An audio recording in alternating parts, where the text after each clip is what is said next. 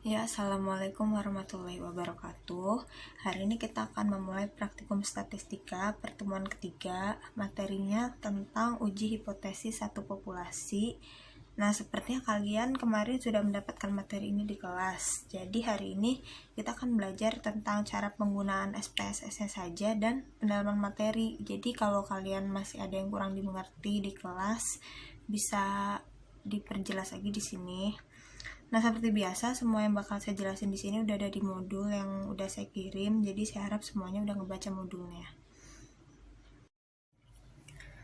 Oke, jadi pertama-tama saya akan jelaskan materinya terlebih dahulu. Jadi, uji satu sampel atau one sample t-test itu merupakan prosedur statistik yang digunakan untuk membandingkan rata-rata kelompok sampel dengan suatu nilai rata-rata atau nilai konstan tertentu. Nah, jadi untuk menghitung uji hipotesis satu sampel ini atau satu populasi, itu ada prosedur-prosedurnya. Oke, jadi yang pertama itu kalian harus merumuskan hipotesisnya. Nah, jadi dalam pengujian uji hipotesis satu populasi dapat dilakukan dengan 3 cara, yaitu uji dua pihak atau dua arah, uji satu pihak kiri, dan uji satu pihak kanan. Nah, contohnya kayak gini.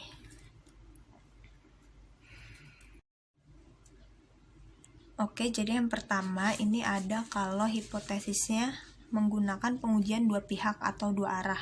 Jadi nanti hipotesis yang digunakan itu kayak gini. Jadi H0 banding mu sama dengan mu 0 atau H1 banding mu tidak sama dengan mu 0. Kayak gitu. Nah, biasanya ciri-ciri soalnya kalau yang menggunakan dua arah itu dia ada standarnya, jadi harus mengikuti standar yang ditetapkan. Jadi gak boleh kurang, gak boleh lebih. Misalnya ada soal tentang perusahaan bola tenis. Jadi misalnya udah ditetapin tuh standarnya kalau bola tenisnya diameternya harus 3 cm misalnya. Nah, itu jadi nggak boleh lebih atau nggak boleh kurang dari itu.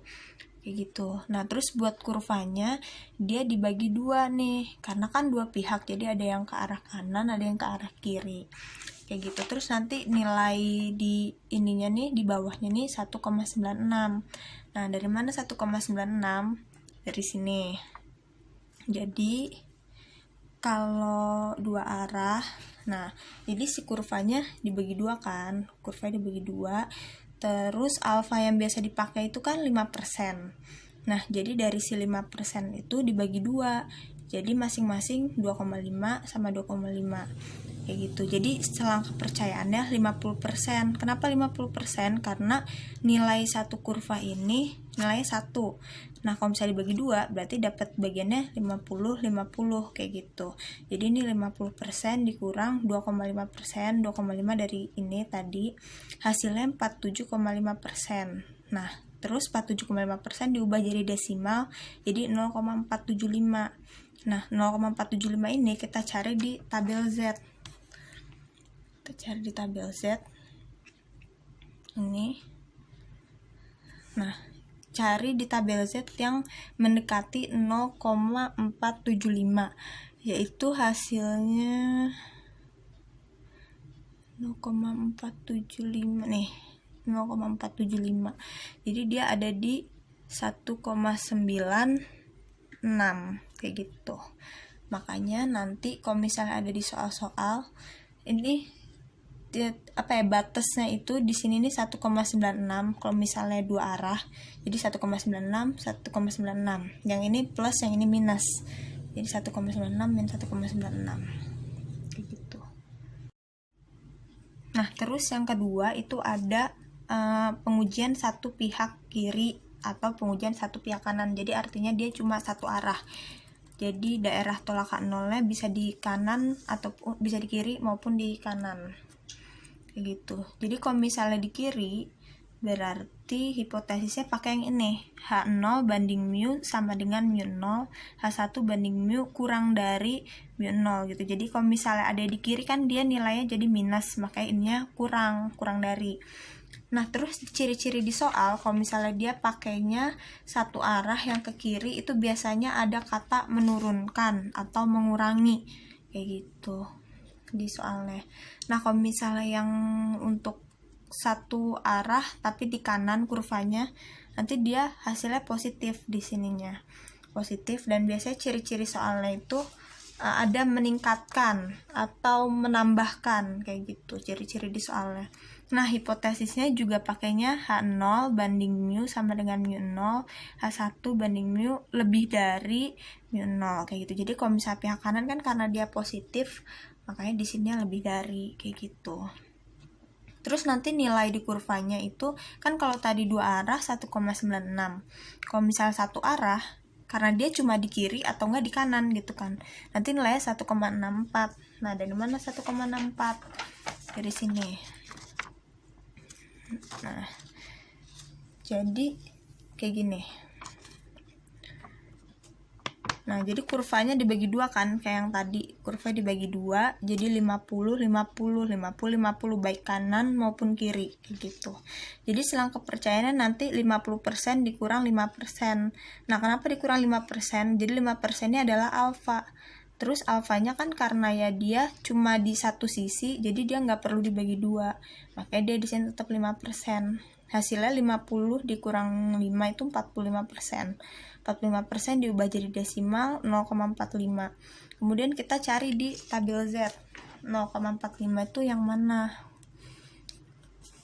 0,45. Nih, 0,45. Ya kan nih. 0,45. Nah, jadi carinya tuh yang mendekati ya, jangan sampai yang lebih. Ini kan ada yang 0,45 tapi 0,5, jadi dia kelebihan. Jadi kita ambilnya yang ini, yang 0,449 kan kalau dibuletin jadi 0,45.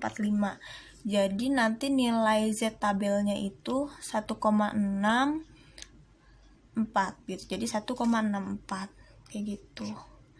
Makanya di sini kalau misalnya satu arah, kalau di kiri berarti dia min 1,64, kalau di kanan jadi 1,64 karena nilainya positif gitu.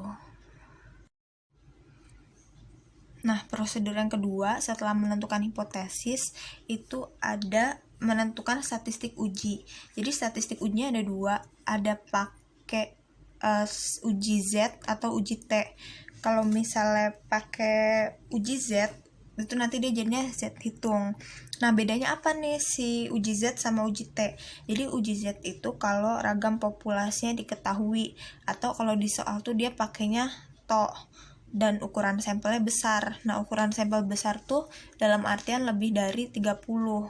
Kalau misalnya pakai T hitung, itu dia ragam populasinya tidak diketahui, jadi dia pakainya ragam contoh. Kalau misalnya di soal tuh berarti S lambangnya. Terus dia ukuran sampelnya kecil, jadi kalau misalnya kurang dari 30 dia pakainya uji T kayak gitu. Rumusnya kalau uji Z kayak gini, jadi Z hitung sama dengan X bar min mu 0 per TO dibagi akar N kayak gitu. Ini harusnya X bar. Kalau misalnya T itu kayak gini rumusnya, jadi X bar min mu 0 per S dibagi akar N kayak gitu. Jadi bedanya ada di lambangnya. Kalau misalnya Z hitung TO, kalau di T hitung S. Terus kalau buat nentuin kesimpulannya juga ada dua cara. Kalau misalnya mau pakai tabel, misal kalau misalnya tadinya Z hitung berarti pakai Z tabel, kalau tadinya T hitung berarti pakai T tabel. Cara kayak gini, jadi kalau Z hitungnya kurang dari Z tabel, maka hasilnya tolak H0. Kalau Z hitungnya lebih besar dari Z tabel, maka hasilnya terima H0 kayak gitu. Kalau misalnya pakai sebaran normal, pakai yang tadi si kurva ini, berarti kalau yang ada di daerah yang diarsir dia tolak H0. Kalau ada di daerah yang nggak diarsir dia terima H0. Nentuinnya dari mana? Misalnya gini, nilai Z hitung kalian misalnya berapa ya? 2,5. Misal 2,5 positif. Berarti dia ada di kanan kan yang ini. Nah, tadi batas si kurva ini, batas ininya tuh kan 1,64 kalau misalnya yang satu arah. Kalau misalnya hasil Z hitung kalian 2,5, berarti dia lebih besar dong dari 1,64. Berarti misal ada di sekitar sini letaknya. Oh, berarti dia wilayah tolak H0 gitu, berarti kesimpulannya tolak H0. Tapi kalau misalnya hasil Z hitungnya 1,32, kalau 1,32 berarti dia lebih kecil kan, sekitaran sini, lebih kecil dari si 1,64, maka dia ada di daerah terima H0, kayak gitu. Nah, ini ada contoh perhitungan manualnya. Jadi biar lebih jelas dari yang tadi dijelasin, ini soalnya bisa dibaca. Nah, oke. Jadi kita analisis nih dari si soal ini. Yang diketahui apa aja. Pertama, di sini ada rumah Anissa membayar tagihan listrik tiap bulannya sebesar 60.000. Nah, berarti si 60.000 ini adalah mu 0. Karena dia istilahnya apa ya? Awalannya gitu kan. Terus dengan to sama dengan 10.000. Nah, di sini udah kelihatan nih, dia pakainya to. Kalau pakai to berarti pakai Z hitung. To-nya 10.000.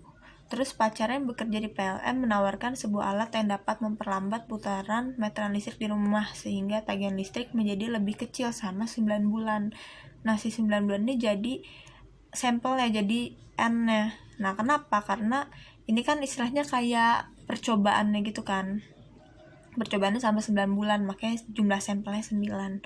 Terus rumah Anissa menggunakan alat tersebut dan pengeluarannya tiap bulan menjadi 55.000. Nah, si 55.000 ini adalah X bar, kayak gitu. Karena ini kan kayak rata-ratanya, jadi sama 9 bulan setelah menggunakan alat pengeluarannya jadi 55.000, kayak gitu. Nah, soalnya apakah cukup bukti bahwa alat yang diberikan pacar Anissa efektif? Nah, berarti dari soalnya kita harus menganalisis dulu kira-kira hipotesisnya kurang dari, lebih dari, atau tidak sama dengan, kayak gitu. Nah, kalau dilihat dari soalnya, itu hipotesisnya adalah kurang dari. Nah, kurang dari. Kenapa? Karena di sini ada kata memperlambat putaran meteran listrik. Nah, makanya dia hipotesisnya jadi kurang dari, kayak gitu. Nah, terus kalau misalnya buat H0 tuh berarti dia tidak efektif, kalau yang H1 berarti efektif. Terus udah dia cari Z hitungnya. Dari Z hitungnya tinggal masukin aja angkanya. Terus mencari Z tabel. Nah, ini yang tadi saya jelasin, kita skip aja karena tadi udah dijelasin. Nah, jadi nilai Z tabelnya min 1,64. Kenapa min? Karena dia tadi kurang dari kan. Kalau kurang dari berarti kurvanya ada di kiri, kayak gitu. Nah, udah bisa langsung di compare aja nih. Tadi kan nilai Z hitungnya min 1,5. Terus nilai Z tabelnya min 1,64. Jadi yang lebih besar yang mana? Kayak gitu. Yang lebih besar Z hitung min 1,5. Kenapa? Karena kan kalau minus tuh dia makin kecil angkanya makin menuju ke arah positif kan, makanya dia yang lebih besar, walaupun secara kasat mata lebih besar yang 1,6, tapi kalau misalnya lihat dari garis bilangan bulat tuh 1,5 lebih besar, kayak gitu. Udah, berarti terima H0. Kalau terima H0 berarti kesimpulannya ada nggak nih? Nah, jadi kalau terima H0 kesimpulannya jadi tidak cukup bukti bahwa alat yang diberikan pacar Anissa untuk menurunkan putaran meteran efektif. Atau kalau misalnya mau buktiin di kurva juga bisa kayak gini. Nah, ini arsirannya kebalik ya. Jadi yang diarsir tuh yang terima kalau di sini. Kalau yang di atas tadi kan yang terima tuh justru yang nggak diarsir. Tapi nggak masalah, ini mah terserah kalian enaknya gimana gitu. Nah, ini kayak yang udah saya jelasin tadi.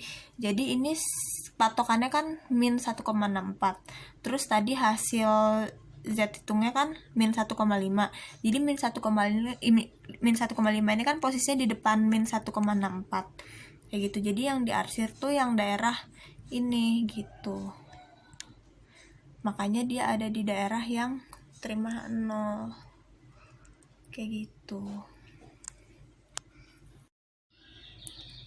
Nah, jadi kriteria uji kalau di perhitungan manual kan ada Z tabel sama T tabel.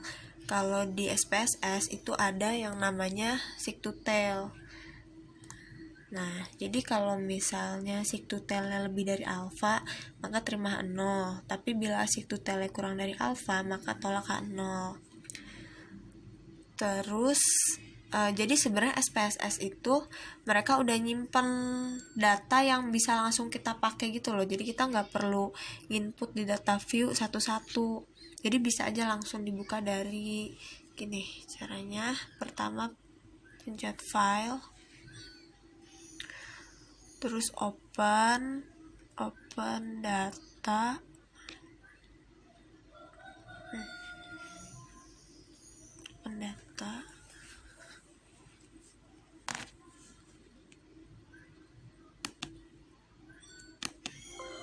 nah terus kalian tuh nyimpan si SPSS itu soft copy-nya di mana. Kalau saya nyimpannya di C, terus program files ini kalian bisa ikutin, siapa tahu aja letaknya sama.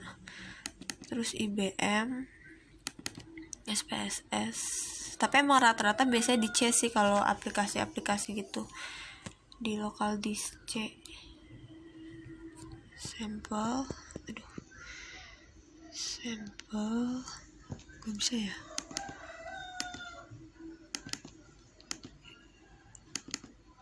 Sampel terus English.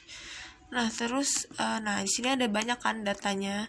Ini tuh semuanya bisa dipakai, terserah kalian mau pakai yang mana, tapi kita ikutin di modul jadi data yang sales performance. Terus dibuka. Nah, jadi nanti bakal kelihatan nih ada 60 data di sini, 60 data dan terbagi jadi 3 grup. Jadi ada grup 1, grup 2, grup 3 kayak gitu. Nah, jadi data ini maksudnya apa? Jadi data di file ini menunjukkan hasil penelitian yang dilakukan untuk melihat jumlah hari yang ideal untuk melakukan training terhadap pekerja baru. Nah, jadi uji yang dilakukan tuh terhadap 60 orang, makanya sampelnya ada 60. Nah, jadi ada 60 orang pekerja baru nih, terus treatmentnya beda-beda. Jadi ada yang di training sehari, ada yang di training 2 hari, ada yang di training 3 hari. Makanya dia ada 3 grup segitu. Nah, berarti kalau udah kayak gini, pertanyaannya itu apakah cukup bukti bahwa jumlah hari berpengaruh terhadap training pekerja baru? Kayak gitu. Jadi kan sini ada 3 jumlah hari tadi. Nah, hipotesisnya kalau misalnya soalnya itu ada kayak apakah cukup bukti gitu. Nah, itu dia pakainya 2 arah karena toh di sini nggak ada kalimat meningkatkan, menambahkan ataupun mengurangi kayak gitu, nggak ada kan. Makanya dia di sini pakainya 2 arah. Dan lagi dia ada test value-nya. Test value itu 70. Jadi trainingnya tuh dianggap berhasil kalau test value-nya tuh 70 gitu minimal. Dan di sini ada macam-macam kan, ada yang 63, 68, 52 gitu. Ada yang sampai 9. Oke, caranya pertama klik analyze, terus compare means, one sample t-test. Nah, terus masukin datanya yang score on training. Yang score on training dimasukin. Terus seperti biasa optionnya karena alpha 5% jadi ini 95. Nah, terus test value-nya 70. Nah, masih inget kan yang saya bilang kalau misalnya 2 arah tuh dia ada ketetapannya gitu 70. Terus nggak ada kata meningkatkan, nggak ada kata mengurangi, pokoknya dia kayak ini cukup bukti gak nih gitu. Jadi 70. Terus di oke aja. Nah, nanti keluar outputnya kayak gini. Nah, tadi kan kriteria ujinya kalau di SPSS itu pakai seek to tell. Jadi kalian cukup lihat aja di sini seek to tell-nya 0,172. Jadi dia lebih besar atau lebih kecil daripada alfa. Alfanya kan 0,05. Nah, alfanya itu 0,05 berarti dia lebih besar kan daripada alfa. Nah, berarti gimana kalau misalnya lebih besar daripada alfa? Kita lihat di sini. Kalau lebih besar daripada alfa maka terima H0 kayak gitu. Tadi hipotesisnya kayak gimana? Hipotesisnya kalau misalnya 2 arah berarti kayak gini ya.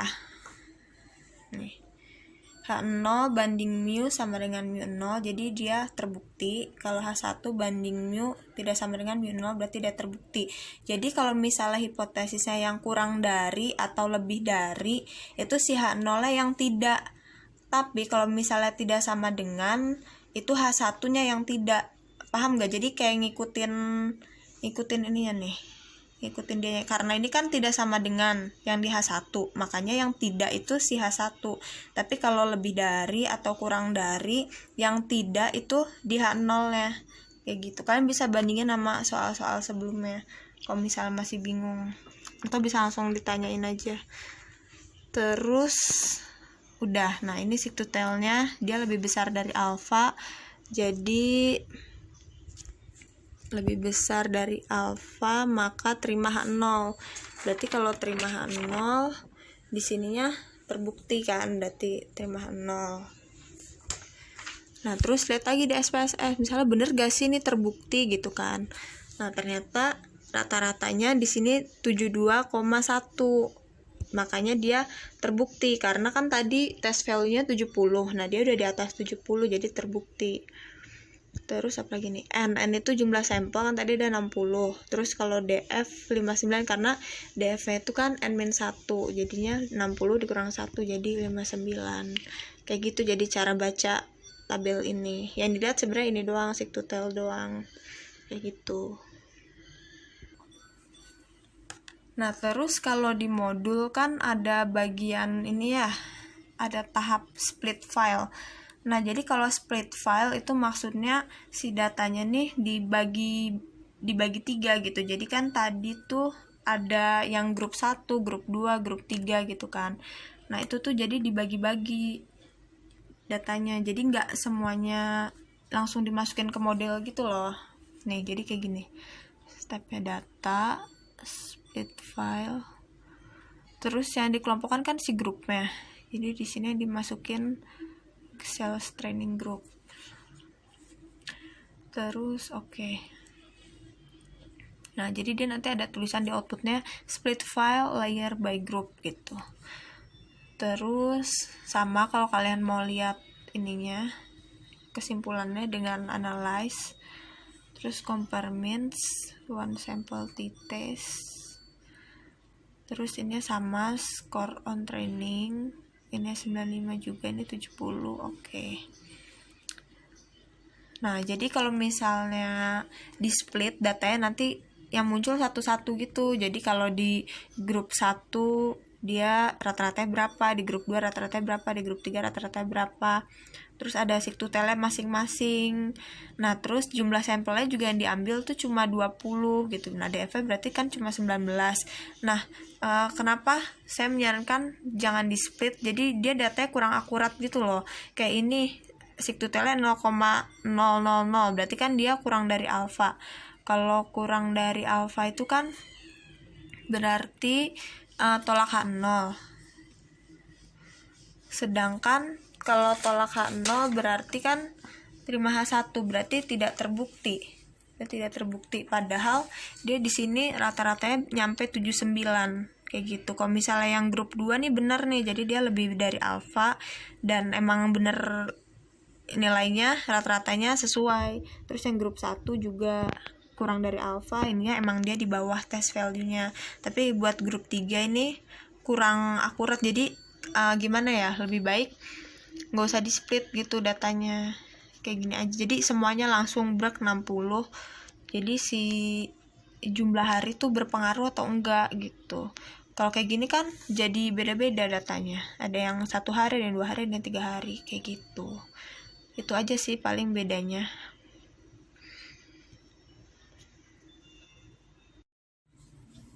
Oke, selanjutnya ada contoh soal dari untuk mengerjakannya di SPSS. Contoh kayak gini, nilai matematika kelas B menyebar dengan konstan sesuai dengan nilai KKM yaitu 75. 3 bulan selanjutnya kelas B diberikan tutor matematika. 10 mahasiswa diambil secara acak untuk dites pada akhir bulan ketiga. Diperoleh nilainya sesuai data. Apakah cukup bukti bahwa tutor meningkatkan nilai matematika mahasiswa? Alfanya 5%. Nah, jadi sama kayak yang manual. Langkah pertama itu menentukan hipotesis.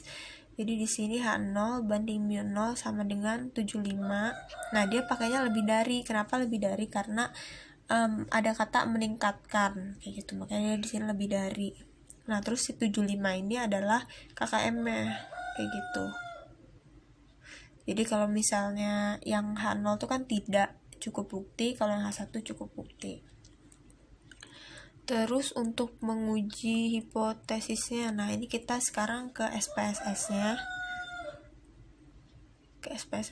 Terus masukin data kayak waktu itu. Jadi pertama variable view. Terus masukin di naming ini siswa. Dan di sini nilai.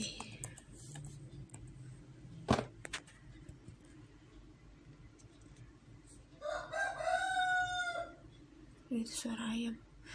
Desimalnya di nolin aja. Labelnya dikosongin aja karena name-nya kan tadi udah pakai nggak pakai singkatan gitu. Terus measure-nya buat yang siswa pakai nominal karena kan cuma menggolongkan ya, jadi ada 10 siswa, kita sampelnya pakai 10. Terus nilainya pakai scale gitu. Terus langsung ke data view, terus masukin siswanya, siswa 1, 2, 3, 4, 5, 6, 7, 8, 9, 10. Nah, nilainya bisa ikutin ada di modul 78, 80, 75, 68, 62, 59, 90, 85, 83, dan 76. Nah, oke, kalau udah ditulis datanya, pertama ke analyze, kemudian compare means, terus one sample t-test, karena ini kan uji hipotesis satu populasi. Nah, terus masukin test value-nya itu 75 karena tadi mu0 kan 75. Terus tes variabelnya nilai, terus itu ayamnya. Terus ini 95% biasa ya karena alfa 5%. Terus di oke. Nah, keluar outputnya kayak gini. Nah, kalau ketentuannya pakai SPSS itu buat narik kesimpulan pakai seek to tail. Jadi nah gini. Jadi kalau seek to tail-nya kurang dari alfa, dia tolak H0. Kalau seek to tail-nya lebih besar dari alfa, dia terima H0. Alfanya sebenarnya pada tahu kan 0,05 dari 5%. Nah, terus kita cek di sini seek to tail. Nih, seek to tail-nya 0,853. Berarti kalau 0,853 dia lebih besar daripada alfa kan. Nah, kalau lebih besar dari alfa berarti terima H0. Kayak gitu. Nah, berarti kesimpulannya tidak cukup bukti bahwa tutor meningkatkan nilai matematika mahasiswa. Seperti itu.